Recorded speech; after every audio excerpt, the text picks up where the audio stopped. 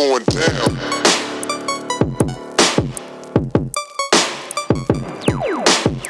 It's going down, down, down, down. It's going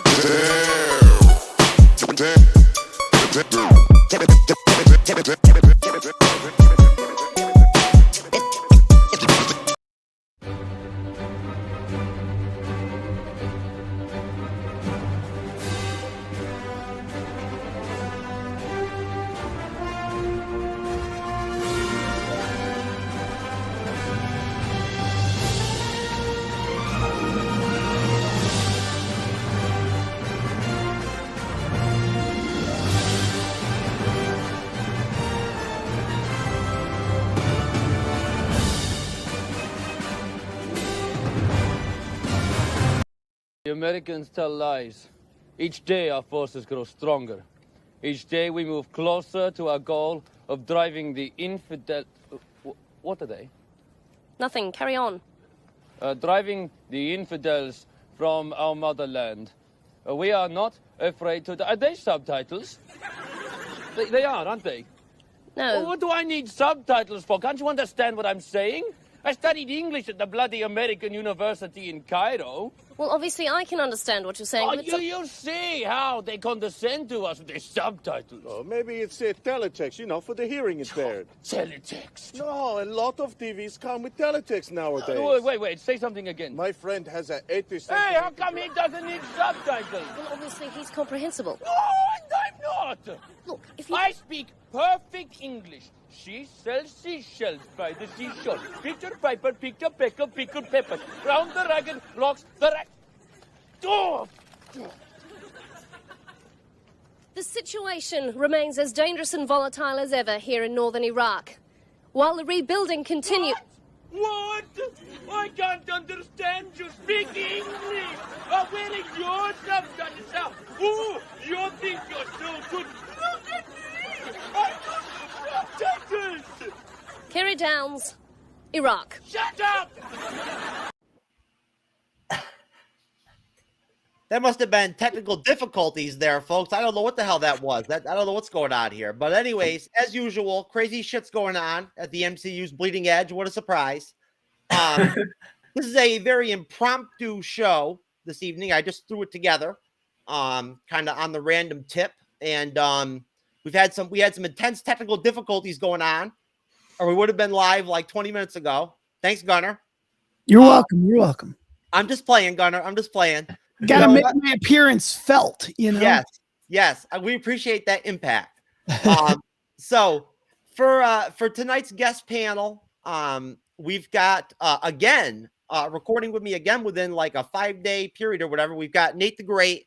Nate is the host of the With Great Power podcast through Minds of Creativity Network. Thank you very much, Nate, for joining us again tonight. Yeah, no problem. We're glad to have you. Thanks. And of course, below us on the screen, we have Gunnar. Gunnar is a co-host of the Snap and MCU podcast. And Gunnar is a first-time guest on the Bleeding Edge. It's good to have you, Gunnar. Thank you so much for having me. I'm excited to be here. I want to mention that the MCU's Bleeding Edge is with Geek News Now Network. Shout out to GNN. And shout out to the Minds of Creativity Network. And Jay and everybody else over there. Nate, of course, is a member of or a part of the network as well. But either way, we are basically here tonight live streaming on Twitch and Facebook Live and Daily Motion and LinkedIn and Trovo and BK Live and all the different platforms that we're on. We are getting after it. And we want to just really quick say that we appreciate all of the support on YouTube that we get, but we could always use more. So please subscribe. And on to the show. We are going to be covering an article from VAmers.com. Vammers, I have no idea how to pronounce it. All the Marvel shows coming to Disney Plus in 2022 by Ariel Pieters. And thank you, Nate, for bringing this to my mention. But basically, this article, which I'm not going to read all the way through, is just a a sort of preview for all of the different shows of different types that are going to be coming out on Disney Plus in 2022. And we're going to run through the list of it and kind of pay a little bit of attention to each one, maybe a little bit more for some than others. I Am Groot. I don't think I really want to have much of a conversation about. I'll be honest with you. I'm not really into it, but we'll at least like mention it. Gunnar, did you like that interesting video snippet that I played there in the beginning of the show? Was that cool? It was interesting, yeah. Gunnar, did you hear about this news story?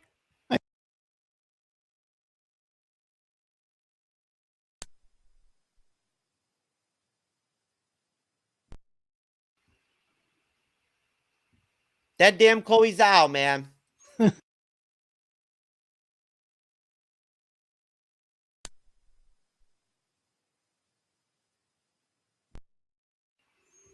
And she got a second Oscar for that. Well, could be worse. I'll tell you right now, man. I'm surprised Johnny Cochran didn't fucking pop out of the corner real quick and like and pop on the scene real quick. That's a lawsuit waiting to happen right there when you're straight up dropping dudes out of the back of trucks and shit, man. I mean, seriously, It happens. It happens. Hey, and people complain about our healthcare system in America. Imagine living wherever the hell that is. I think that's Idaho.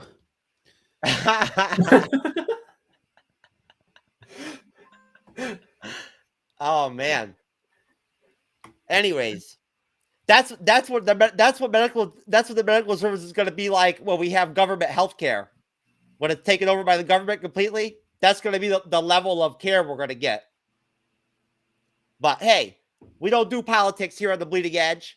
So anyways, guys, first off, 2022, our lineup. This is not ranked, by the way, just to put that out there. This is not ranked. They're just in order, and they're also not in order by actual date or schedule or anything like that, because Marvel has not yet released release dates for any of these shows. As of some of them, I think there might be, but the majority of them they haven't. So we have no idea. Like it was pretty close to being in order, though, from what I've heard. I don't think that. Yeah, that might be the order of first to the end of the year, but I don't think they've released a release date for any of them. No, they haven't. They don't know what they're going to do. I mean, look, Miss Marvel was supposed to come out after Hawkeye. Now they're saying that it could come out after midway through 2022. And I think that it's either going to be either She-Hulk or Moon Knight coming out first, because those are the only two that they have a trailer for. They showed a couple clips from Ms. Marvel, and there was true. Ms. Marvel did have a 1-second clip of Secret Invasion. So I mean, they've started working on them. It was just that picture of Nick Fury. Oh, okay. That's like the 1-second clip from Secret Invasion. Okay, I just saw the photo.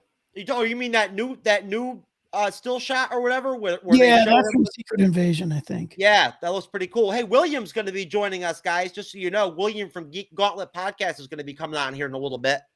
Also from the Minds of Creativity Network. From Minds of Creativity Network and Geek News Now Network. So all right, Moon Knight. Moon Knight is going to be our first one. I'm going to go ahead and read this little snippet here. With a company as well known and beloved as Marvel, it is always exciting when they add a character to their roster that is less well known to the masses. Such is the case with Moon Knight, possibly Marvel's darkest character yet. Mark Spector, otherwise known as Moon Knight, is a veteran who has dissociative identity disorder, DID, something not yet seen within the MCU. After a near-death experience, he takes on the alter ego of the Egyptian moon god known as Khonshu. Moon Knight will star Oscar Isaac as the titular character, and the story will focus on his vigilanteism as well as his mental health struggles. The story will be told over 6 episodes, and if the teaser is anything to go by, it seems to be quite a faithful adaptation of the source material. It will be good to see a hero emerge who has no other equivalent within the MCU, making this one of the most anticipated Marvel shows to look forward to. Moon Knight will premiere on Disney Plus in 2022, obviously. And if you guys look at me, just bear with me for 1 second. I'm going to go ahead and play the Moon Knight teaser stuff from the Disney Day Plus Day event. I'll tell you what, man. One thing I can definitely say is I am utterly shocked. Like, I'm looking at a picture of Oscar Isaac as Mark Spector right now, and he looks so much freaking different than any picture I've ever seen of Oscar Isaac ever. Like, looks totally different. Especially his Star Wars one. I mean, he's clean shaven for one thing, which is kind of rare for him. And he looks kind of gaunt, if anything. Like, I would have expected him to, if anything, to have like added some muscle, you know, for the role, which maybe, maybe he did. But he looks kind of gaunt, like a little bit in a way, at least in what I'm looking at right now.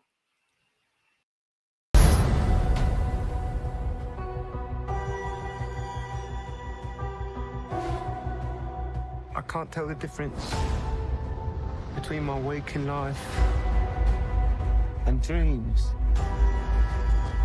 The voice in your head.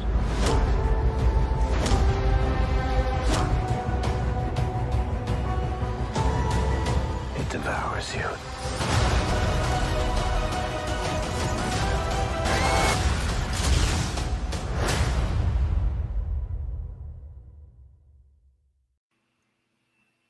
And I'm going to play that again in a minute because it's so quick. You know, I almost need 2 runs through those kind of teasers so I can actually see what the hell's going on. But that voice that says, that voice in your head, it devours you or whatever, that is either one of Moon Knight's other personalities or it's Khonshu himself. That's what that is. That's what that voice is. That's not like another person. You know what I mean? Like, that's his own mind. So I'll start with you, Gunnar. Do you know anything about, do you know Moon Knight at all from the comics or anything like that? Yeah, I know a little bit of Moon Knight. To me, he always seemed like kind of their version of Batman, but it's not Batman. Like, he's not Bruce Wayne, but just that kind of dark, kind of vigilante type guy. Yeah. And I mean, if you've seen Split, I mean, you know that these disassociated identity disorder movies can work. Split was amazing. So, you know, I'm kind of excited to see what Oscar Isaac does. I'm a big fan of his work going back years before episode 7, Inside Llewyn Davis, one of my favorite movies of all time. So he's a great actor. If anyone can handle Moon Knight, I think Oscar Isaac's going to be great. Oh, he was absolutely outstanding in Dune. Outstanding. And his beard in Dune was like, I mean, I'm talking, I'm telling you right now, I would beg to have a beard like that, man. I'm telling you. I got shifted with the whole beard situation with God and everything, man. I mean, he gave Oscar Isaac that fucking awesome beard, and I got this, whatever I got going. I got a beard, but I mean, it's not like Oscar Isaac. But Nate, who I don't know if Nate's not. I don't know if Nate's going to be rocking a beard anytime soon. But it could it's happen. a little bit more on my left side because of my medical condition. It's more on the left side than the right side. For some reason, everything on my left just grows faster than it does on my right. That's okay. You're young. It'll fill in. But you know, honestly, comparing to another DC character, that wasn't a hero, it was a villain. And this was, I feel like Moon Knight's more of that. gosh, I can't remember her name. She was a villain for Batman, and then going into, I do a lot of CW comparisons. I do a lot of CW breakdown as well over on the With Great Power podcast. I noticed that Moon Knight's more of the Poison Ivy girl. Her name's Mary, but I can't remember what her. Well, the big difference would be that whoever that character is has a vagina, and Moon Knight has a penis. Okay. No. The similarity to what I'm talking about is I think that Moon Knight's more of a character that an anti-hero has a dark side, an anti-hero, when it's like night. Yeah, he's an anti-hero. Yeah, an anti-hero, but I think that he kind of needs, just like Mary over in the CW, for I think they both characters really need is training to figure out how to blend both sides and use both sides for good instead of for evil, just like what the first version did of the Poison Ivy girl. Moon Knight's not an anti-hero because he has evil tendencies. All of his alter egos, that's true. All of his alter egos are all related to crime fighting. Like they're all basically positive and for good. His taxi cab persona, his like rich Bruce Wayne persona that he does sometimes. They're all built around him being a hero. And what makes him an anti-hero is that he's dark. He's crazy. He's mentally ill. He's impulsive, and just like Batman, he'll go hard on somebody real quick. Like he'll rough somebody up real quick without notice, and he'll kill people. He's got a little Punisher in him. He's not afraid to kill somebody if he feels like he needs to. So that's what makes him kind of dark, and he is very much like Marvel's Batman.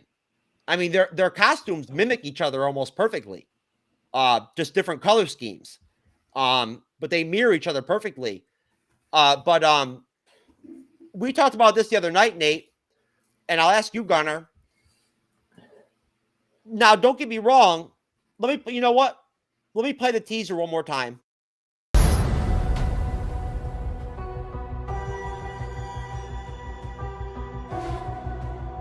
I can't tell the difference between my waking life and dreams.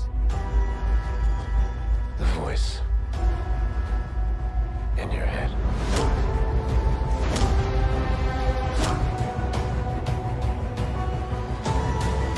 It devours you.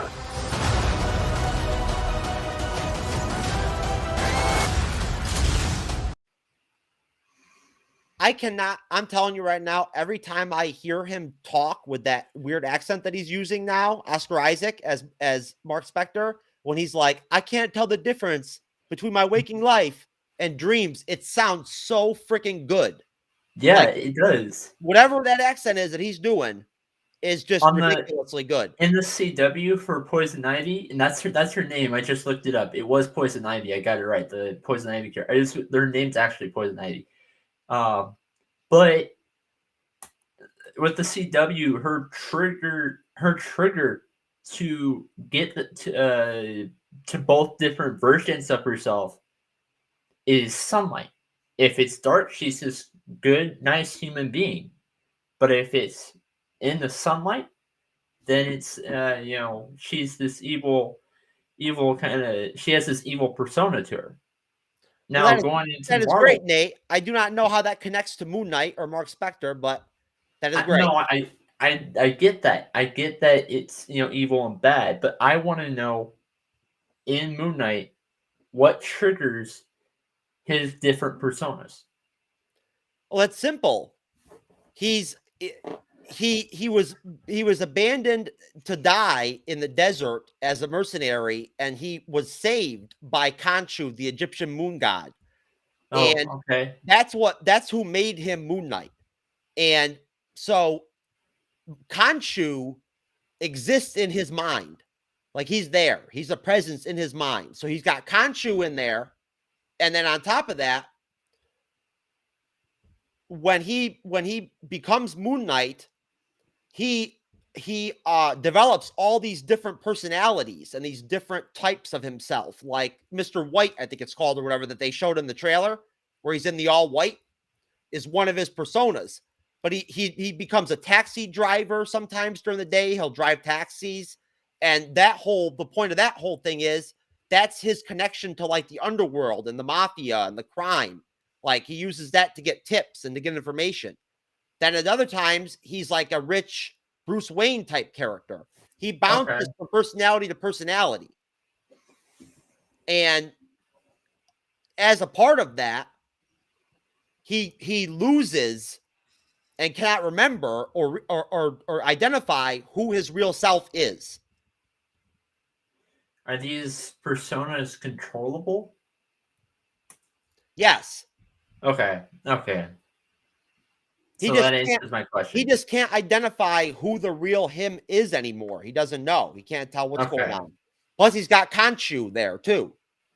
So I mean, but what I was going to ask you, Gunnar, was how do you think Moon Knight's going to work on Disney Plus? I mean, I got faith in everything. Everything they've done so far has been great. So, I don't think we're going to get an R-rated Moon Knight, if that's what you're asking. But I think they'll introduce the character, and then we'll get to a point where he's teaming up with Blade and Dane Whitman and all these darker characters. Ghost Rider, exactly. And I think they will do what DC tried to do with like Swamp Thing and that whole group of I see what you're saying. Gunnar, they're going to eventually do the Midnight Suns from the comic books. Yeah, That's what they're going to do. And I wouldn't be surprised if Moon Knight ends up being a part of that. You're right. But my point though with Gunnar is, do you think it's a possibility that we may not get a very authentic Moon Knight from a comic book standpoint because of the Disney Plus aspect? I have faith in them. Look, the Beatles and Peter Jackson stood up to Disney when they said, you need to cut the swears out of Get Back. And they said, no. And Disney's like, oh, okay. And they kind of gave in. Right now, Marvel has so much cred with Disney that they probably get a pass if they want to go that way. I'm not saying they want to go that way, but I just think they'll get it done and they'll bend that line as much as they can. And if they have to jump over it, they will. I mean, we've seen some dark stuff in the Marvel movies before. And I think, will it be as dark and gritty as, some of the other stuff out there? No, but I don't think it has to be. I mean, look at sometimes they go dark with some of those Punisher movies and it doesn't work. They go dark for the sake of going dark. When there's a call for it, they'll do what they have to do and it'll work. Hold on, Gunnar. There's always a demand for graphic violence, dark, type genres, noir type genres. Yes, from fans. But that might not be the story they're telling. I mean, Sin City was awesome, but is Sin City, does Sin City fit in with the rest of Marvel? Well, Moon Knight is extremely violent. Exactly. But I think that they will do a good job of balancing it where, I just have faith in them. That's all I can do. That's all I can do is have faith in them. I do too. I always have faith in Marvel Studios. I'm very confident in them. It's not Marvel Studios I'm worried about. I'm worried about Disney Plus itself. That's what I'm saying. I think they got enough credit with Disney Plus where if they say, look, we want to go a little darker here, I think they'll get that leash to do. So do you think it's possible that maybe Moon Knight is the first series that actually pushes the boundaries a little bit on Disney Plus and they actually take things to a level where it's noticeable? Like, wow, do I think that? Probably not. Like, do I think they'll be like Deadpool was? I don't think so, but I don't think they'll have to. No.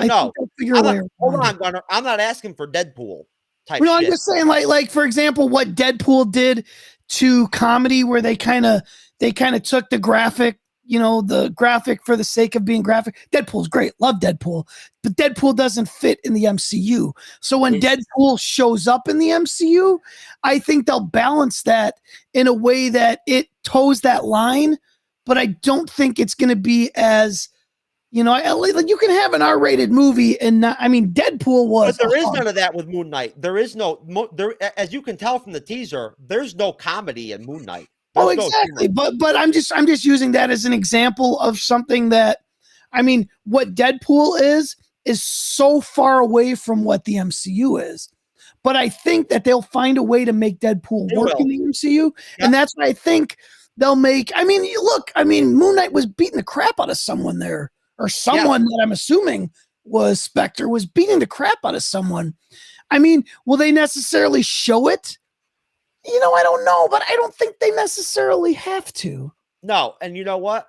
As long as we see him doing stuff like that, beating the crap out of people like that and whatnot more than once, and it happens, and like when he needs to do it, he does it. I'm fine with it. But my only point is simply this, Gunnar, and then I'll go to Nate. My only concern is this: I think Moon Knight could potentially be possibly the best Disney Plus show they've had.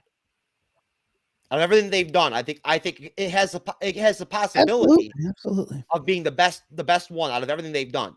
But it boils down to what they do with it.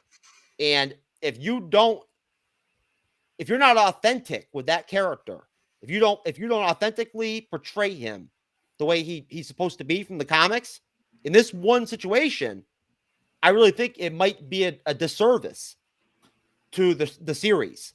And it's yeah, well, it definitely it's a risk that they have to take, I think.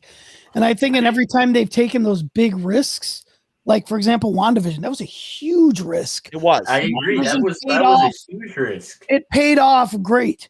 Absolutely. So, I think this is, I don't think it'll be as dark as people want it to be.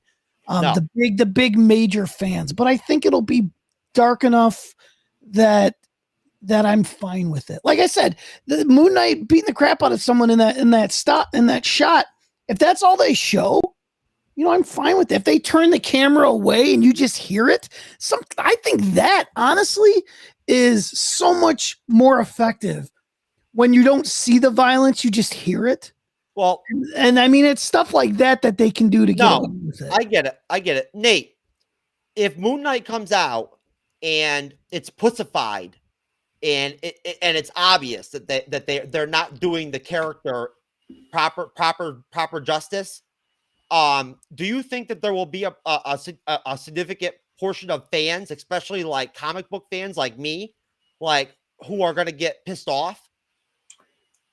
I think, to be honest, the way things have been going lately, I think that every single show that people make, every book that people make, every move that has been, I'm a big sports person. Every move that has been made in a team's history is going to please fans, but it's going to piss other people off too. You can't make everyone happy.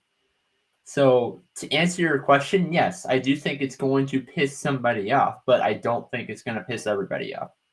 So here's another great thing is we see this giant slate of stuff that's possibly going to be in 2022. I say possibly because you never know. But the fact that they've got so much stuff coming out on top of Thor: Love and Thunder and Guardians 3 and especially Doctor Strange. That's the one I'm looking forward to. Multiverse of Madness. There is so much to cleanse your palate that if you don't like Moon Knight, 2 weeks after Moon Knight's over, you don't have time to be upset because all of a sudden, wow, it's March, Multiverse of Madness is happening, and you've already forgotten about Moon Knight. Sometimes may be good, sometimes may be shit. And so I think that's the best thing Marvel has going for it is that, look at Star Wars. I'm a big Star Wars fan. The problem, I'm just use this Last Jedi, pissed off a lot of people. And so what happened was they tried to cleanse the palate with Last Jedi and they sped up Solo and released it before it was ready to go. So that kind of killed Solo. And then you've got nothing until Mandalorian. So the problem that Star Wars had was all this weight was on Solo to cleanse the palate of Last Jedi because they didn't have things coming out. Whereas with this, they've got so much stuff coming out. They don't have to wait an entire year for something to cleanse the palate for us to just sit and get upset about it. I get where you're going, Gunnar, and that's the Star Wars conversation is one for another day when we have time to just go right into that. Yeah, but let's move on to the next entry in our article really quick. Oh, and real quick, as far as Star Wars goes, my thoughts to encapsulate my thoughts of the Rey character or whatever, that main character, that chick that becomes like whatever. Yeah. That's what I think of her performance. Mega doo-doo. I'm sorry. Yeah. I don't know. Oh, man. I don't even know what happened with that. So anyways, She-Hulk. Nate, we're talking about She-Hulk again, brother. Yeah. A lot of fucking She-Hulk talk these days. I do want to say one thing, though. And I feel like this Disney Plus show, I might have a little bit of a concern with that I had with Falcon and Winter Soldier. And Wait a minute. Are you talking about She-Hulk? She-Hulk, yes. Okay. I think Falcon and Winter Soldier, I think they need to play it off right. Because how I say this, Falcon and Winter Soldier, I thought should have been a movie instead of a Disney Plus show. It is going to be a movie. No, Falcon and Winter Soldier. What do you think Captain America 4 is going to be like? You don't think Bucky's going to be in Captain America 4? No. I was talking about 2021. After WandaVision, I was talking about that series. I think that should have been a movie. Yeah, I see what you're saying with that. I get that. I don't agree with you. I don't agree with you, Nate. I don't agree with you because I think I'm worried that the way they played this one off might be the same way. No, Nate, they did they made the right move.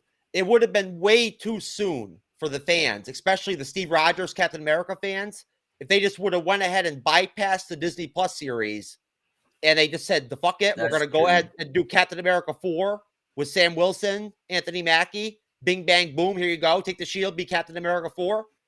At that point, he would have had to step right up and be Captain America right from jump.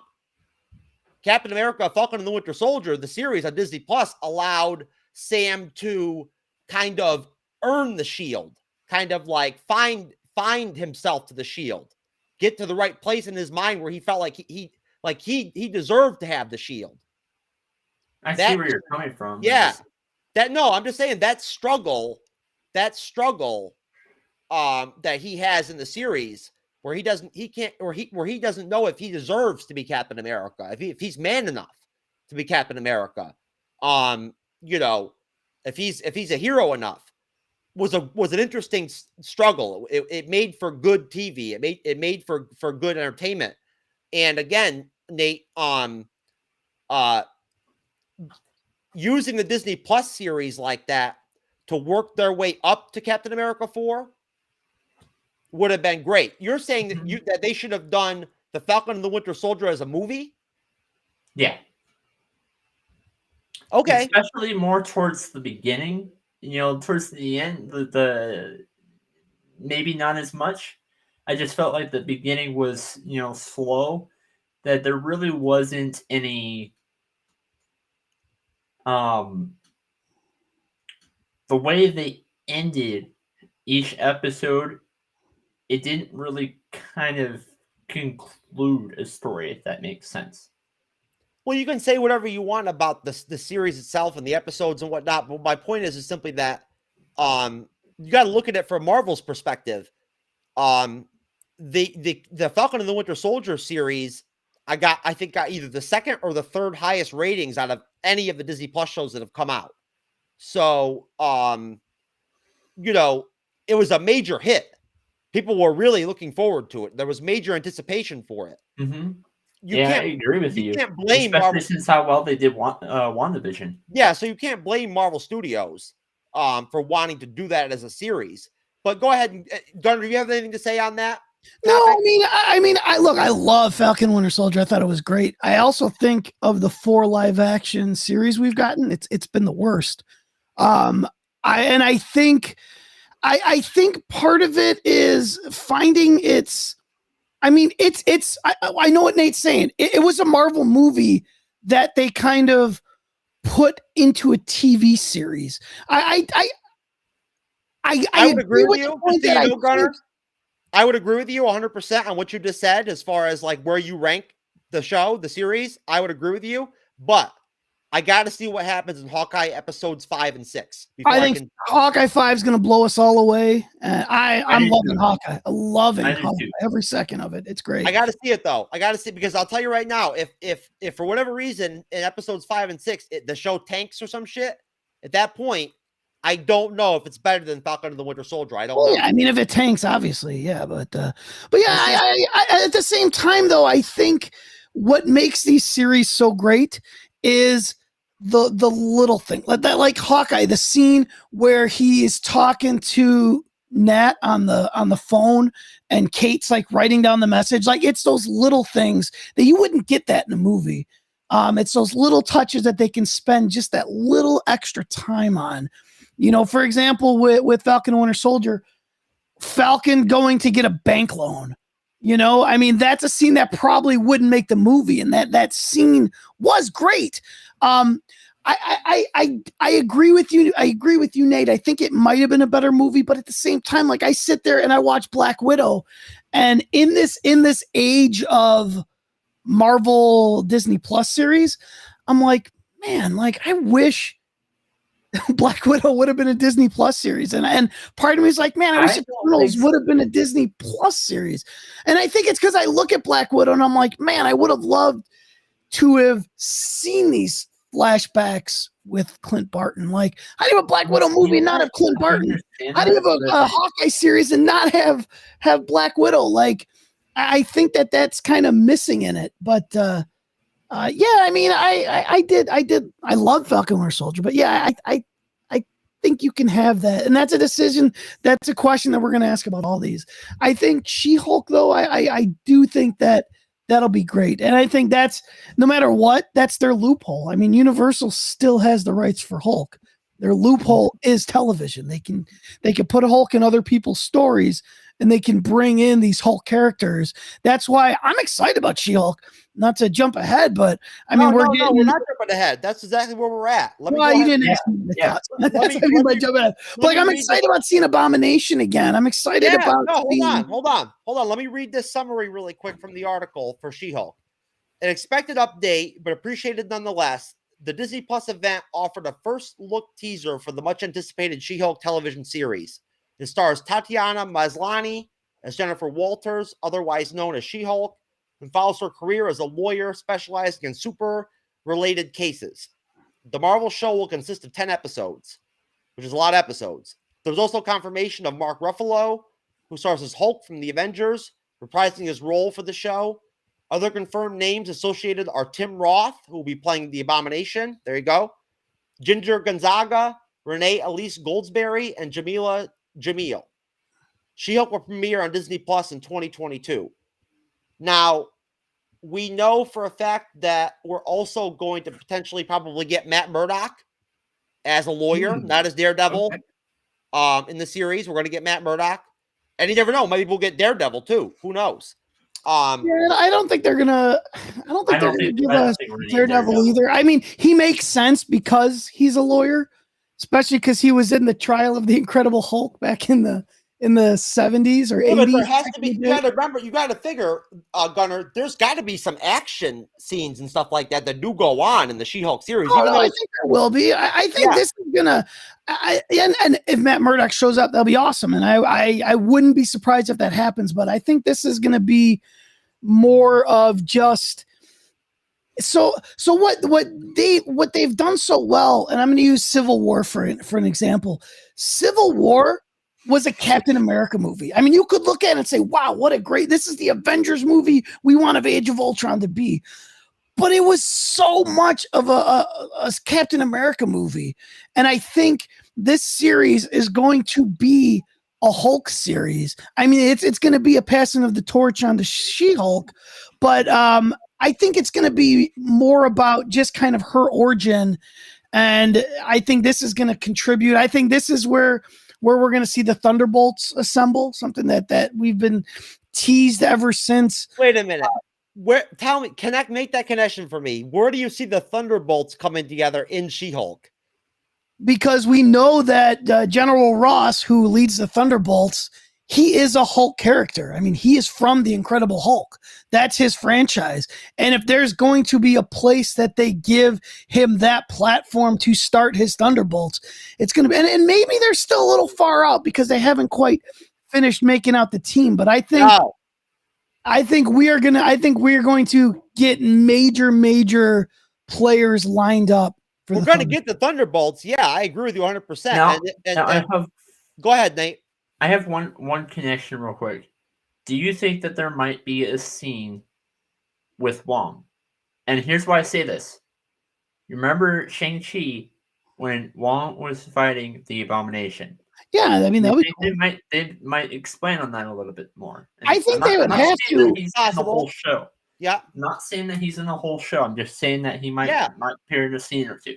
I mean, I'm more interested to find out why Hulk looks like Mark Ruffalo again, and he's not Smart Hulk anymore. Like, that is something that they're definitely going to have to. That's true too. Answer. So yeah, and so another thing I feel, at least for me personally, is I'm so invested in the overarching Marvel story that when things don't move the story along, I'm not as interested. I really liked Eternals. I had zero problem. A lot of people didn't like it. I had zero problem with it, except the fact that there was basically no connection to the rest of the MCU. You could take Eternals out of the story and nothing has really changed at all. And so what I like in these Marvel movies is I like when it up and moves the story ahead. And Falcon and Winter Soldier, I thought, moved the story ahead. I thought by preventing Eternals was terrible. Yeah, I mean, I think it was what it was. And I think I didn't appreciate it as much because I have nothing invested in these characters yet. But I think Hulk is going to do a lot to move. She-Hulk is going to do a lot to move the story along. Okay. There's not one MCU show that I had an issue with. I mean, let me rephrase that. There's not one show that I thought was terrible. I mean, you didn't think some parts of What If kind of sucked? There was the part where they killed all the Avengers off in that one episode. I need a little bit more explanation. I mean, that's fine. Hey, if you liked What If, that's perfectly fine. I liked What If, but like there were some shows that had some questionable things with it, but it wasn't. I don't think any of them were terrible. Even What If. Even taking into consideration that What If was animation as opposed to live action. Yes, I felt like it was subpar compared. I thought What If was better than Falcon Winter Soldier.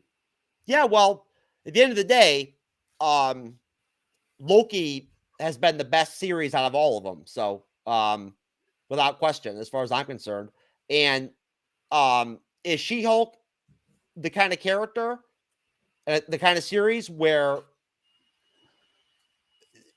her character, that show, could be better than that? Could be a top Disney Plus show? Could it be better than WandaVision? I don't know. We're talking about. It might be. The good thing about Loki was that it moved the universe along greatly. I mean, it opened the door to Kang, which is going to be the biggest part. It'll definitely be different because they're describing it as it's going to be a legal, trial, dramedy kind of comedy kind of show. It'll be like an Ally McBeal or one of those type shows. And I'm fine. Again, I think it will move the story along. I think we will get all these characters from the Hulk series that we love coming back. I mean, I don't think we'll get Betty Ross, but like I said, I think Thunderbolt Ross is coming back. So it will be the next step in the Hulk story, and it'll introduce us to a character that I think will have major implications in the rest of the MCU. I think She-Hulk is a huge character. Go ahead, Nate. Go ahead, Nate. Even though it's very small, advancing in the storyline, I think that because of something that was being mentioned, I think that the Loki series was a connection, advancing into this like a very small mentioned story up to Blade. To Blade? To Blade, only because of something that was being mentioned, and that was zombies. Or sorry, vampires. Vampires. Yeah, I know what you're talking about. But I don't know about I don't know that I really draw a connection to Blade with that. But I will say this: our next entry on the list is one that I'm a little bit. I'm gonna be right back. Okay, Nate. There's one I'm a little bit worried about. I'll be honest with you. I was pretty optimistic about it in the beginning, but I'm a little bit concerned. And that's Miss Marvel. Miss Marvel. And the summary for Miss Marvel here in this article essentially is one of the more exciting announcements, which seems like it might set up a wave of crossovers into MCU movies, is Miss Marvel. Played by Iman Vellani, Miss Marvel is a 16-year-old aspiring artist and gamer who is also a huge fan of the Avengers, particularly Captain Marvel, as well as serving as a setup for the upcoming MCU film, The Marvels. Miss Marvel is going to be the 6th series in the MCU. Oh, so they are actually stating that it is going to come out after Hawkeye. Kamala Khan, the titular character for Miss Marvel, has already been confirmed to be included in the Captain Marvel sequel film. She also will be the first Muslim hero in the MCU. Miss Marvel will premiere on Disney Plus in 2022. So, Nate, what are your thoughts on Miss Marvel? Now, real quick, I just want to mention why I said that I have optimism and pessimism right now. It's just simply the fact that this article is making it sound like this is going to come out after Hawkeye. I don't know if that's still true or not. On the day of the Disney Plus Day event, they said that it wasn't going to come out until mid-2022 at the soonest. So, we'll see. But Nate, what are your thoughts on Miss Marvel?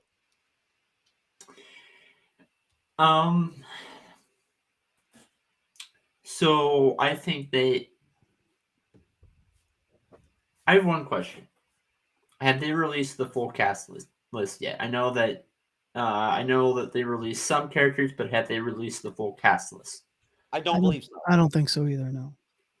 If they have, I could see more of Monica Rambeau's character making an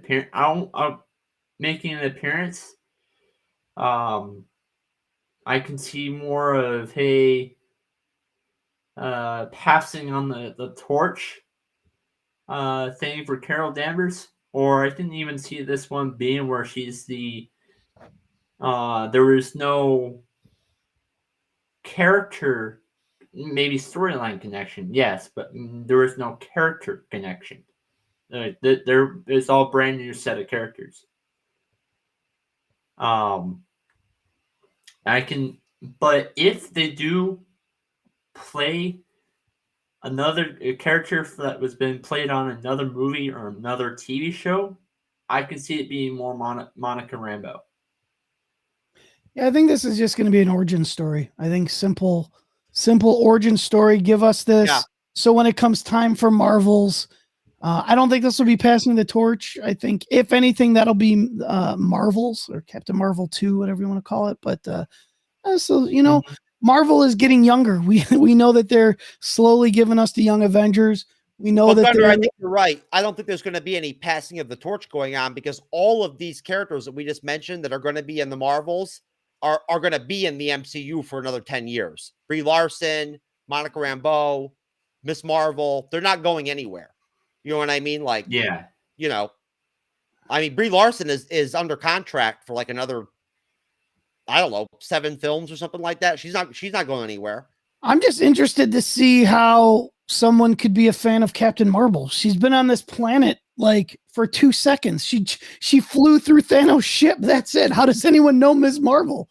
This is what I think. This is what I think about Captain Marvel, the movie. Yeah, that's it right there. I think they might explain more of that. What's that? I think they might explain more of that in the first episode. Oh, you think they're gonna? You think they're gonna have Brie Larson with the penises? Oh no! Oh, I wish. To what Gunnar said. Maybe there could be a scenario where Brie Larson's Captain Marvel saves her life, and that's where she becomes a big fan or something like that. Hey, maybe the Miss Marvel, maybe the 16-year-old actress Imana Valini can give Brie Larson some acting tips so that like Miss Marvel doesn't end up being an embarrassment. How many Oscars do you have? That's all I gotta say. I like Brie Larson. Hey, she's great. I didn't like her haircut in Endgame, but besides that, I think she's great. And she's Gunnar. We bash Captain Marvel here on the Bleeding Edge, man. Okay. So I like Carol Danvers, man. I liked her better in Community than I did as Captain Marvel. Did you listen? That's the only problem I have with Gunnar. Listen, I like Captain Marvel. Okay, when Infinity War came out and I saw it in the theater and everything, and that end credit scene came and Nick Fury dropped that pager and shit, and I saw that Captain Marvel logo, I was jacked when I saw that. I was jacked seeing that shit. I was like, hell yeah, Captain Marvel, baby. I was ready to rock and roll. But then the Captain Marvel movie came out, and it killed my buzz, man. Like, it was a buzz killer. That's cool. I mean, I've just been a fan of Brie Larson for years before Captain Marvel. So maybe I don't have the baggage of this is her big outbreak. She's been great. Great in Room. She was great on the TV show United States of Terra. Speaking of split personality disorder, she was amazing in that show. So I've been a big fan of Brie Larson for a while. I will say this about Brie Larson. Now, correct me if I'm wrong. This could very well. Now, other than Community, I have not seen anything from Brie Larson that's not Marvel. So I'm wondering the reason why she struggles is because Captain Marvel was the first film where she had a lead acting role. No, she won the best acting Oscar for Room. She was amazing. She's a great actress. Hold on a minute here, Gunnar. Chloe Zhao won a fucking Oscar for Best Director, and look at what she's doing now.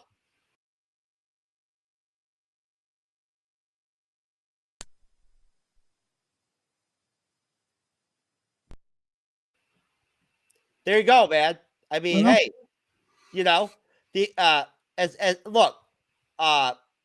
as far as the Academy goes, well, not to be disrespectful or anything, but I think Brie Larson's bigger problem was that Captain Marvel had way too much put on her shoulders. And first off, the first female-led superhero movie should have been the Black Widow film. I mean, I think right then you start off with a whole bunch of people pissed off at you out of the bag. I just don't think. I just think she had too much going against her that she. You make a good point, Gunnar. I never thought about that contrast before. The Black Widow film was so much better than Captain Marvel. When I think about it, Captain Marvel, honestly, it would be in my lower third of Marvel movies. Yeah. Again, I mean, I to say my least favorite Marvel movie is probably. One of my favorite. I love all these movies so much. Captain Marvel would be towards the bottom for me, but I just think she was at a disadvantage going in. She was good in Endgame, though. I think she would have failed. She was good in Endgame. They limited her screen presence in Endgame. And the problem with Captain Marvel as a character is that she's God. Like you. There's no way to kill her, so she is hard to make a movie about that. It's hard to make. It's like Superman. It's hard to make a good Superman movie unless he loses his power because you can't kill Superman. See, Same thing with Captain Marvel. You can't kill her. I mean, anything you can do, like she took a infinity punch to the face from Thanos holding the Power Stone and took it like a champ. And then she took a headbutt from Thanos and didn't move. I mean, that's her problem, is that she's too overpowered. Nate, go ahead.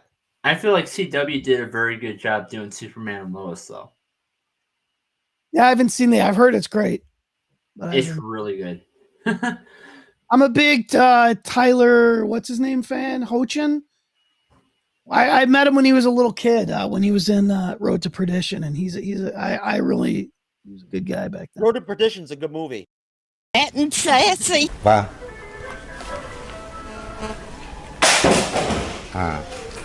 Như vậy thì oh man. That guy was doing an interview and his phone rang and he just chucked it, man. He threw it up against the wall. He was like, whatever. Very interesting. But anyways, so as far as Miss Marvel goes, honestly, there's not much information out there for us to work with. I think it could be a good show. It's definitely going to be geared more towards a younger audience. But moving on from there, the last thing I'm going to say, the best thing it has going for it is I have so little expectation for it that I don't think it could do wrong. So I think I'll just sit back and I think it'll blow me away because I don't know. I have zero expectations for it. Well, she's from Jersey, so I like that. And yeah, I mean, sure. If she's just the fact that she's from Jersey, I think is cool because I've always been a fan of Jersey. But so Echo is next, okay? And Echo is obviously very popular right now because of the Hawkeye series. Nate, I know you're following the Hawkeye series, right? Yes. I will do another. I will do an episode on the Hawkeye series coming out very soon, next week actually. So, essentially, the summary says, out of all the announcements to come out of Disney Plus Day 2021, and the one that caught most people unawares was Echo. This is purely because of how unknown the character is outside of the comics. However, the character will make her debut in the Hawkeye TV series. As such, the Echo show will be a spin-off and follow-on from the Hawkeye series. So, will be a spin-off off the Hawkeye series. Portrayed by Eloqua Cox, Echo, also known as Maya Lopez, is a character that will be introduced to audiences in Hawkeye before diving more into her story within Echo. Not much is known about the show's direction as of yet, most likely in an effort to prevent spoilers for Hawkeye. However, the rumor mill does suggest that we might see Charlie Cox's Matt Murdock and Vincent D'Onofrio's Kingpin from the Netflix Daredevil show making appearances in Echo, as both play vital roles in her origin story. Nate, what do you think, man? I mean, it seems to be pretty much like a given that we're going to get the Kingpin and we're going to get Daredevil in that series. I think so too. I don't see how they could do it without him. Do you think that bringing Kingpin and Daredevil into that show could really take it to like a different level? Yes, I do. And to be honest, if they do the whole Daredevil thing into that, then I think it would also be a spinoff of She-Hulk as well. A little bit, because we might see that same person in both films. Okay. So that's the whole Daredevil guy. Oh yeah, most definitely. So Gunnar, what do you think about the whole idea of? Hold on, sorry. Phone calling. I got the same thing. He's got to throw the phone like that video. I should have thrown it. Yeah, I should have thrown it against the wall, man. I'm telling you. I wish I was balling like that guy in the video, so I could just throw my phone like him. Fat and sassy. Wow.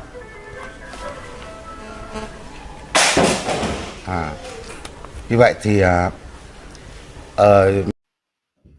yeah, that's how a real man does it right there, man. Just throw that shit. I think he was trying to get with that chick. and he didn't want to mess up. So he just wanted to get rid of that phone real quick. He didn't want to interrupt, his wooing process. But, so what do you think, Gunnar? Do you think that obviously the Kingpin and Daredevil are going to be in the Echo series? I would bet $500 on that one. I would, and I'm not a betting man, but I would. It seems pretty likely. I mean, we now know that Daredevil is showing up in the MCU, and it's going to be played by Charlie Cox. We know that. I mean, this seems like the perfect. And hallelujah. Yeah, exactly. It seems like the perfect way to do it. I'm liking Maya's character. I think her introduction in episode 2, where she's just standing in front of that speaker, one of the coolest introductions in the MCU of a character. It got me interested in the character already. So Alaqua Cox has been great so far. So yeah, man, again, another series. We'll see. As far as Wilson Fisk showing up, yeah, he probably will. I mean, he's probably Uncle in the Hawkeye series. And if not, then I don't think he'll necessarily show up. But I mean, it's pretty much a foregone conclusion that he is going to show up in Hawkeye. So, yeah, it'll be interesting. I mean, which means that she's going to have to make a turn and be a hero. I mean, Marvel has not done outside of maybe Infinity War, where Thanos was the main character. No matter what you say about anything, Thanos was the main character in Infinity War. We've not had a Marvel movie with the villain as a main star. So she'll probably turn at the end of Hawkeye. Yeah, that's true. We'll see. I mean, we know in the comics she becomes Ronin. Is that what we're going to see? Or are we going to see her turn into the hero in Echo? It's just, again, so this will maybe be another origin story. Again, I don't have very high expectations for it because I'm trying to not get super excited. Like, there's so much stuff coming out that I'm really excited about, Multiverse of Madness and Love and Thunder. So, and some of these other series that we'll talk about later. So I'm trying to keep my expectations lower for this. But every indication so far is that it's going to be great. Just we'll see after Hawkeye. Knowing that there's an Echo series out there, and this is also coming from somebody who has read a little bit and done a little bit of research about the comics, but hasn't read a lot. I am wondering how the Hawkeye series is going to end. Yeah, it's going to be interesting. Mm-hmm. It's going to be very, very interesting. It's definitely not how MCU shows used to be, other than Captain America, where they could it ends up with the bad guy dying. Oh well, Loki obviously as well. Well, did you guys hear about the new announcement about who the new director is going to be for the Captain Marvel 2?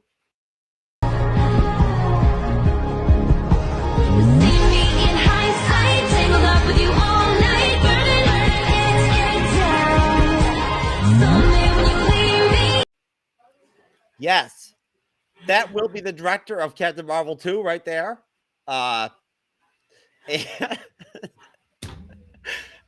I'm looking forward to it at that point. Sorry, guys. Can't help myself. But anyways, no, I'm sorry, Nate. I didn't mean to cut you off, but I definitely, as far as Hawkeye episode 5 and 6 go, I don't think there's a chance in hell that they're gonna suck at all. Like that, I was just playing around earlier. I'm really stoked to see episodes 5 and 6. This series has gone by so quick. Them doing the whole dropping of the first and second episode in one shot really made things really move quickly. And I can't believe that we're already at episode 5 and 6. I mean, after this week, we're gonna have the finale. And I feel like there's so much for them still to do. But episode 4 was great. It really was. It was a great episode. Yes, I definitely agree with you, especially with Yelena popping up at the end. I think we're going to see a lot from Echo in episodes 5 and 6. I think we're really going to see a lot from Echo. I think that we haven't seen her best yet in the series. I think that there's a lot yet to go with her. If anything, I don't know. What do you think, Gunnar, Nate? But I kind of feel like she's been pulling her punches a little bit in the series because in the comics, she can really fight. She has that same ability that Taskmaster has. I agree with you, but we've only seen one fight scene? 2. And that was she's been in a couple fight scenes. Well, that's true, but only one of them was actually like big. And that was when she went off and fought Kate Bishop. I would based off of what she could do in the comics, I would expect her to be able to take Hawkeye on physically and take him out. That's what I would expect her to be able to do. Yeah. Maybe she's not going all out. I don't know. She will be defeated by Laura Barton, aka the Mockingbird. Oh man. I think she's gonna go to their farm in Iowa or wherever it is, Kansas, and I think Laura's gonna take her out. You think that's how it's gonna go down? Sure, why not? They won't kill her off, but yeah. No, they're not going to kill her off, but I think... yeah, especially since she has her own solo show. Yeah. What is Echo's beef with Ronan or whatever, or with Hawkeye? Like, do you think she knows that Hawkeye is Ronan?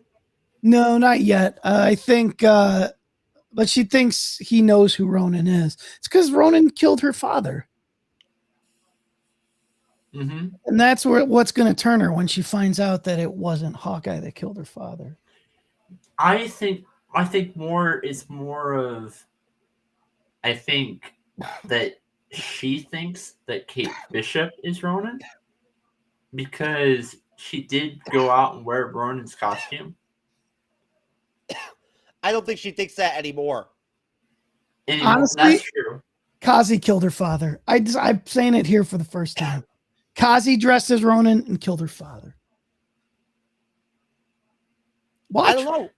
I mean, hey, we got to see. I'm just a real quick plug. We will be reviewing episode 5 of the Hawkeye Disney Plus series on Wednesday evening at 9:05 p.m. Eastern, 6:05 p.m. Pacific on the Bleeding Edge YouTube channel, Twitch, Facebook Live. Just real quick, wanted to shout that out. No, I'll be doing all 6 episodes next Wednesday. What do you mean you're gonna do like a series review? I'm gonna do a series review instead of an episode by episode review. Okay. Does everybody have their Spider-Man tickets? Yes. Yes. I will see it on Friday, and I'll do another review next week on that as well. Oh, you're going on Friday? Yep. I was too. My brother got the tickets through Band. I changed it. And then my brother got the tickets through Band. You changed it. Yeah, I changed it. I was going to go on Friday, but I'm doing a show on Friday. Yeah. Okay. No, I'm doing a show on Friday. Oh, okay. And I want to review the Spider-Man film on Friday night. So I changed my tickets from Friday night to Thursday night. Okay. Yeah, I'm seeing it Thursday too. So, how excited are we to see Spider-Man, guys? I'm anxious. He is my favorite current superhero because what happened with Steve Rogers, Captain America. He is my favorite current superhero right now, and I'm anxious to see what they do with him in this movie. Okay, what do you think, Gunnar? Oh, it's gonna be great. I think it's gonna change the MCU forever. We'll see what happens. I'm really looking forward to this. This might be obviously this and Multiverse of Madness are what I'm looking forward to most, and this will lead into Multiverse of Madness.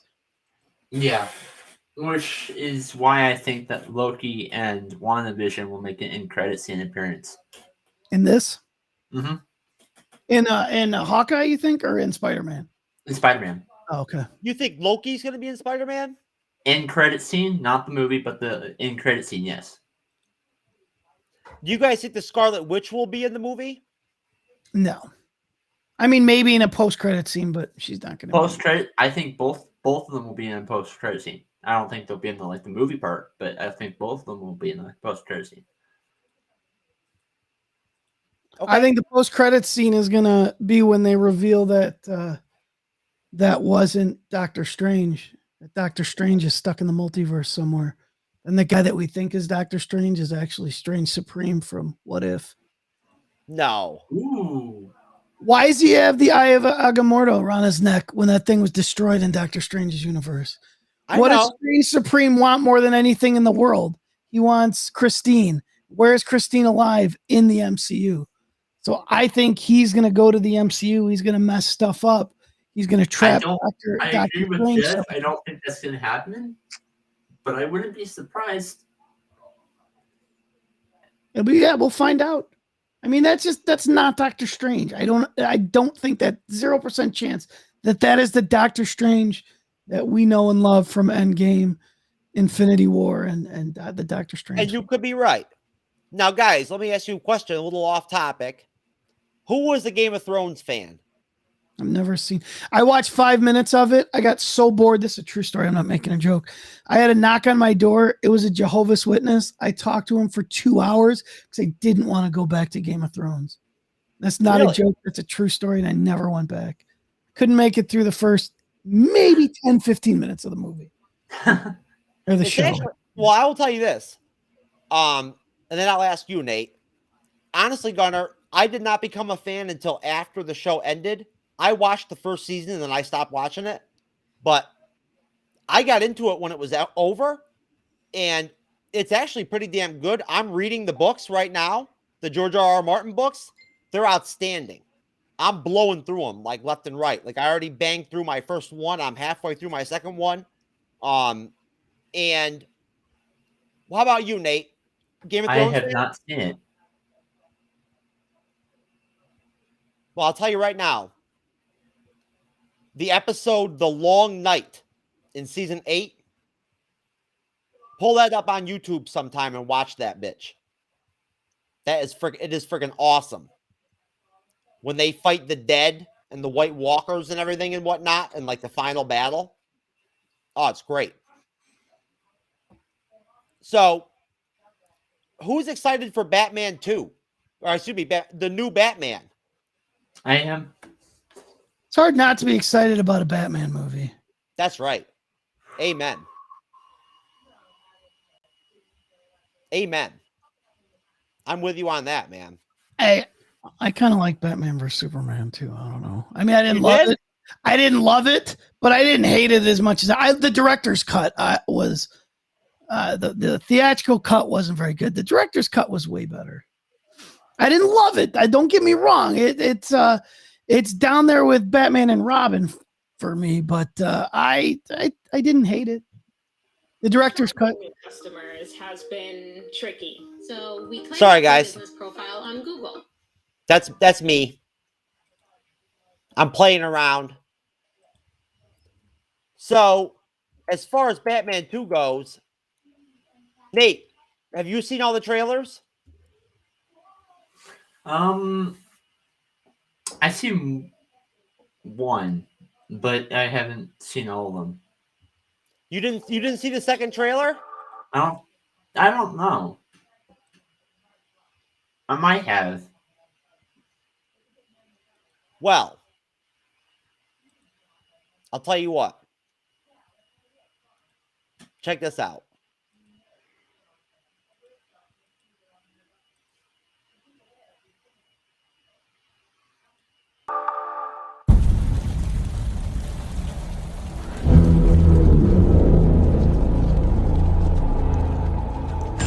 Police! Hands up! Stay still! Get out of here!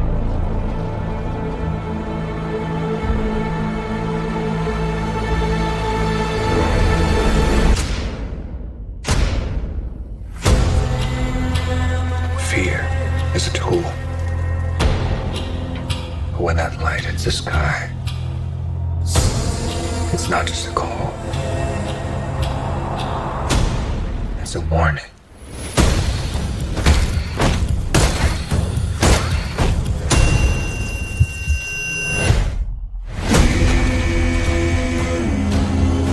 I've been trying to reach you.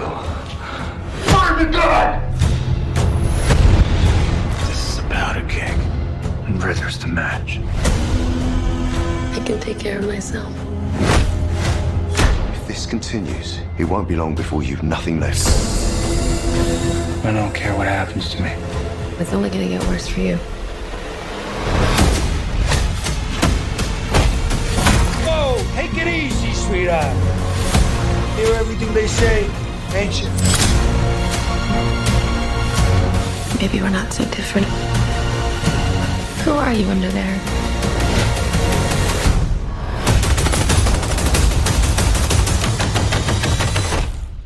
I'm vengeance.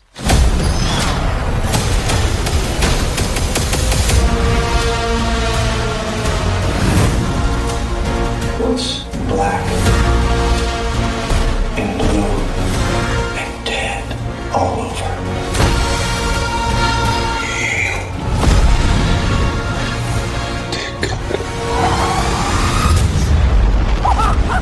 I got you! I got you!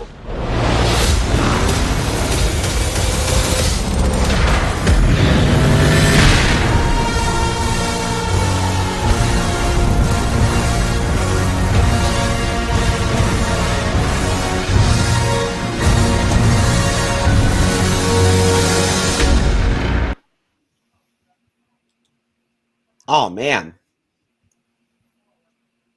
That is freaking awesome, dude. I'm telling you. I'm stoked for Spider-Man, but like I don't know. Unless these end up being like the most deceptive trailers I've ever seen or something, the first two Batman trailers, because the first one is even better than that one, I think. I'm not even sure. But I mean, they've been impressive. Right, Nate? I mean, what do you was that your first time seeing that trailer, Nate?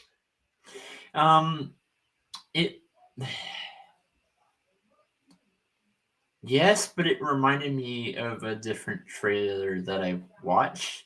Yeah, there was some stuff in the first trailer that was also in the second trailer. No. I was talking about a different movie. Oh. I didn't get a chance to see that movie, but yes, I saw the trailer to it, and I'm like, ooh. And it was anyway, I guess what I'm trying to say is as for this movie, it definitely has a different feel to it than the CW's Batwoman. I would hope so. Well, yeah, that's true. Both are dark, but it just has a different feel to it. So, what do you think, Gunnar? How do you feel about Robert Pattinson's Batman? I mean, he's fine. I think there's a lot. I'll say it. Batman's rogue galleries, I think, are better than the Batmans. If you look at the history of the Batman movies, not many of them are Batman, the best part of the movie. I mean, look at just the Nolan series. I mean, Joker stole that second movie. People hated him. I was mesmerized by Bane. I mean, going back, that's just what Batman has going for it, is its rogues gallery is so good. Now, my fear about, and I feel the same about Riddler. I think Riddler is going to be amazing in this movie, but they don't just have Riddler. Yeah, I love Paul Dano. They have Riddler. They have Penguin. They have Catwoman. They have Falcone. I mean, there's so many villains in this that I hope that it gets its justice, and it's not another X-Men 3 where they're just throwing so many things on the board to sell figures? Like, are they really, is it just Oswald Cobblepot and that we will see him, get to the point where he is the Penguin? I mean, I don't know if all these characters, there's so many people, how are they going to find screen time for all of them? That's my fear with this movie. But again, I liked Affleck as Batman. People hated him.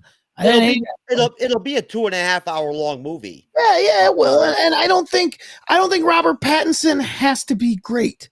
If he is just like he is in the trailer, it'll be fine because he looks pretty good in the trailer. Good point.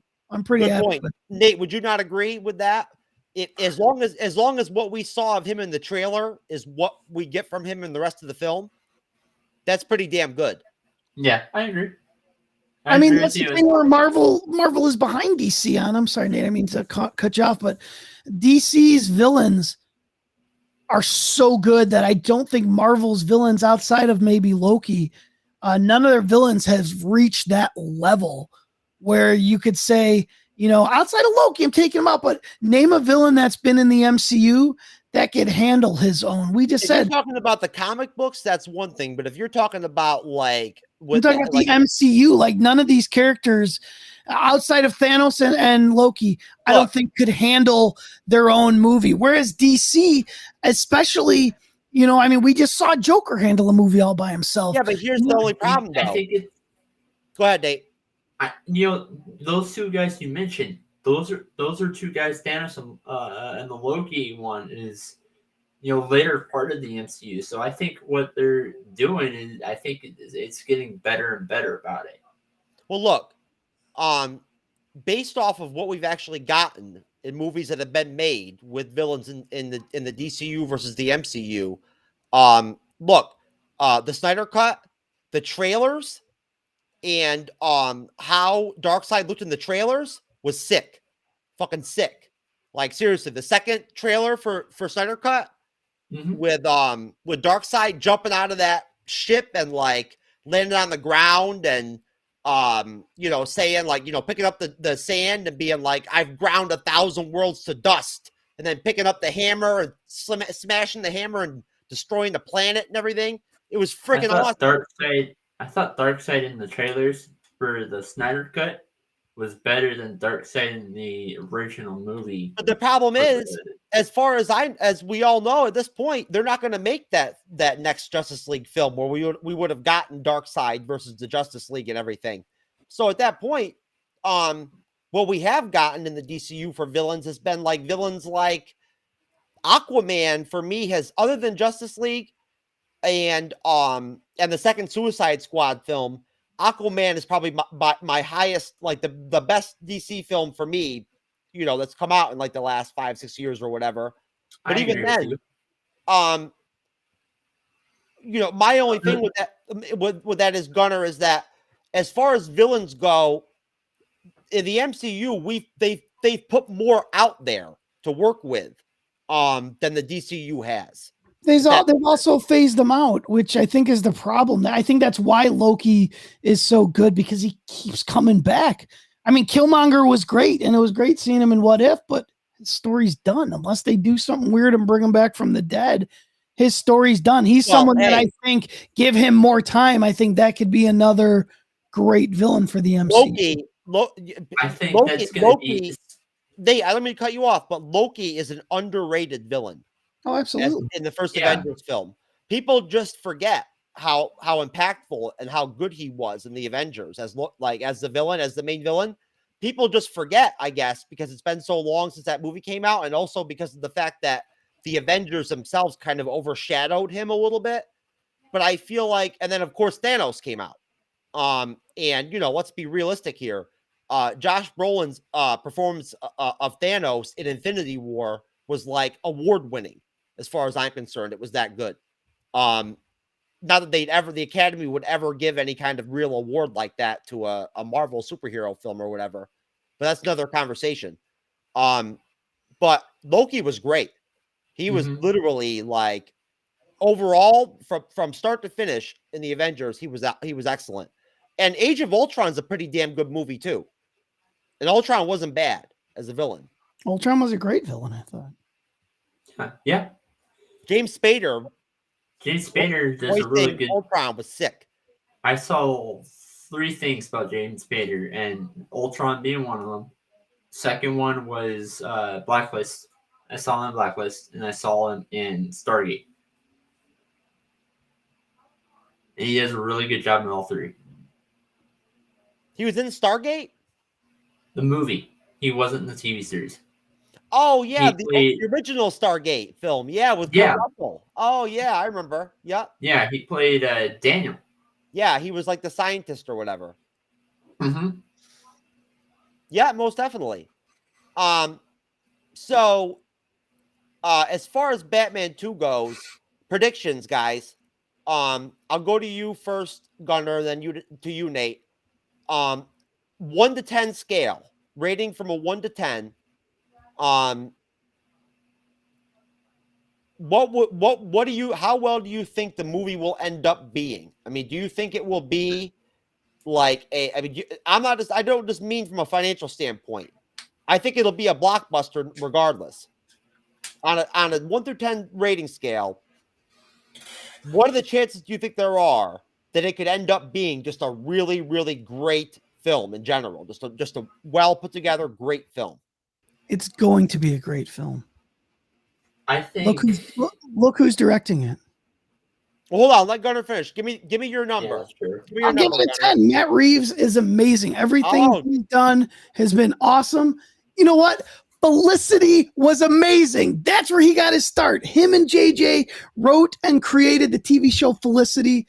He's been great ever since. Matt Reeves is awesome. And he crushed the Planet of the Apes movies. He's going to crush this. I would like to have crushed Felicity back in the day.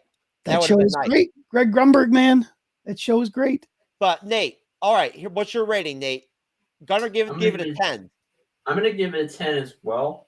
But I think that there are 2 things that could are a little bit of a concern for this movie, and that's if they don't give Batman help. That's not Superman. I mean, I think you're going to get Catwoman as the woman that's going to help him. He's going to have help. I think if he goes at it alone against all those villains, I think that's going to kill it. And I think that if he gets Superman as help, I think that's going to kill Superman's it. No one else is showing up. This isn't going to be part of the DCEU. Superman's not even a part of this universe. Like, this is a completely separate deal. Like, there's no Superman. So, listen, Batman's a tough guy. He can handle his business. But so listen, guys. All right, I'm gonna go ahead and close it out tonight. We went an hour and a half, and I think that's a pretty good time. So really quick, I want to go ahead and just give Nate, you first, a chance to go ahead and plug all of your shit, all your shows, wherever you want to plug. And then, of course, Gunnar, I'll give you the same opportunity. So go ahead, Nate. So I do 5 shows. I do the With Great Power podcast that we mentioned earlier. I do Back in the Day, which is also on the Minds of Creativity Network. That one I haven't done in a while, but I'm going to be bringing that back up as well. I do 3 shows over on the ASAP Network called The Football Frenzy, which actually will be going live in about 15 minutes. I will do the ASAP Wrestling Hour every Tuesday. And I do on every Saturday except for this week because of a birthday party. Skipping it this week. I do Sports Status. Sports Status is a play-by-play reaction show, but it covers every single sport from football, basketball to hockey to rugby to marching bands. You name it. It's a play-by-play, but it covers everything. Excellent, Nate. I'm really happy for you, and I'm proud of you that you're making all this content, man. It's really good. What do you think, Gunnar? You got anything to plug, brother? Sure, man. All my stuff can be found over at the Wide Open Mic Podcast Network, which is wideopenmic.net. My show Snap, we usually drop it every Sunday or Monday, although this weekend's I kind of went out of town at the last minute, so that should be dropping later tonight. Also, I do a Lost podcast, a Lost rewatch called We Have to Go Back. That show it's just a lot of fun. I love Lost. Dude, that's awesome, man. You didn't tell me about that earlier. Yeah, check it out. We Have to Go Back is the name of the show, and it just kind of it was the first podcast I ever. I've been podcasting for a decade. I've got a show, Gunnar and the Pistols, also on the network. That's a show I always wanted to do, but I kind of wanted the right circumstances. And when the lockdown happened, I was in a friend of mine's like, hey, we're doing this movie club on Zoom. You love movies, come join us. And I went, and then my friend stopped showing up. He came to the first one and then never showed up again. So I'm with all these people that I don't know. And one day we're talking, and they asked me about my mic because I just did it here. They're like, "You podcast?" And I'm like, "Yeah." And started talking about podcasts, and I'm like, I've always wanted to do this Lost show with, someone that liked Lost and someone that hated Lost and someone that's never seen Lost. And the one guy's like, "Dude, I really like Lost." And the other guy's like, "I effing hated Lost." The third guy's like, "Never seen Lost." And it was like our stepbrothers moment. Like, did we just become best friends? Yup. And so that show, we're in the second season right now of Lost, and it's really found its place. Meaning, like, the show, all the hosts, I think we work well. We have great chemistry together, and it's just Lost. Like I said, it's just something that I've loved for a long time. And so, I'm coming on one of your shows on Wednesday, right? Yeah, well, you know what? We were supposed to do it, and I don't know. We'll probably do. We're talking about doing a Spider-Man show. So it might just be you and I, but we're gonna do a Spider-Man show. Hopefully, when is it? I'll talk to you off air, but hopefully it'll come out. The goal is to have it recorded before we see the film, which is Thursday. So we're running out of time here. So hopefully we can fit it in. I hope so too. Yeah, but if not, we'll definitely have you on sometime. We cover on Snap, which is kind of how we kind of got introduced, since we kind of started our show at the same time you did. Our origins are kind of at the same time. So hey, don't you love it when things work out that way? Yeah. I started 2 years ago. January 2020 is when I started sports podcasting, and then Nice.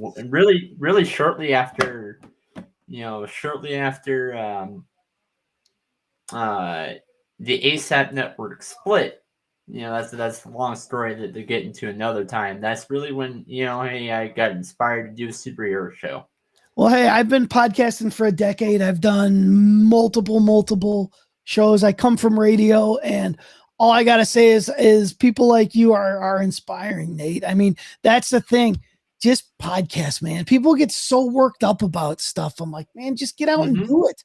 You want to do a show? You want to do a show on whatever? There's an audience out there, and podcasts are timeless. They will find you. Well, you want to do a show on WandaVision? You got 6 people downloading your show. Man, do it. Because you know what?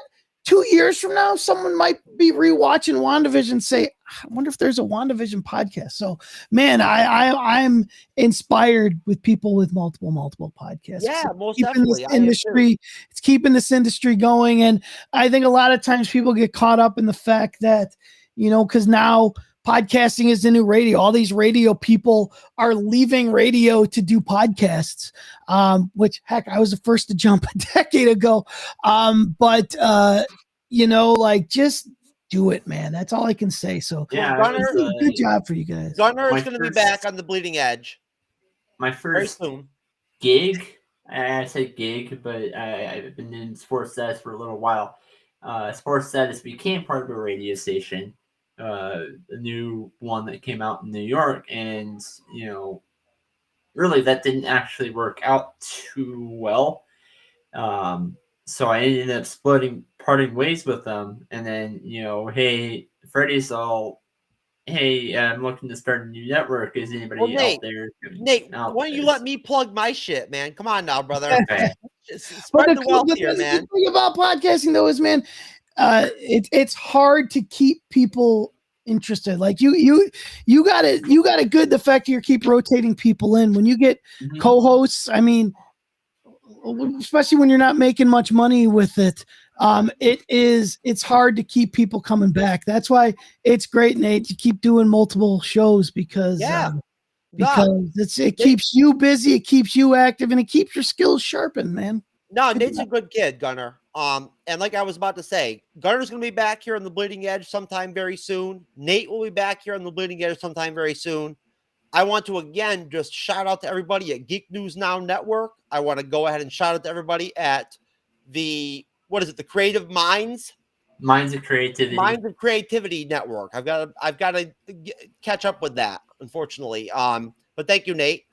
I want to go ahead and thank everybody who ends up catching this video on YouTube when it's not live. We love the views. Please subscribe. Please like the show. I want to thank Nate for being on here again. I want to thank Gunnar for being here for the first time on the Bleeding Edge. I want to thank everybody out there. I want to thank all of your families, my family, all of our friends, everybody who supports us and loves us. I want to just give them all a shout out and, God bless everybody. And hopefully we'll talk to y'all soon. Absolutely. Thanks. TrueKnowledge.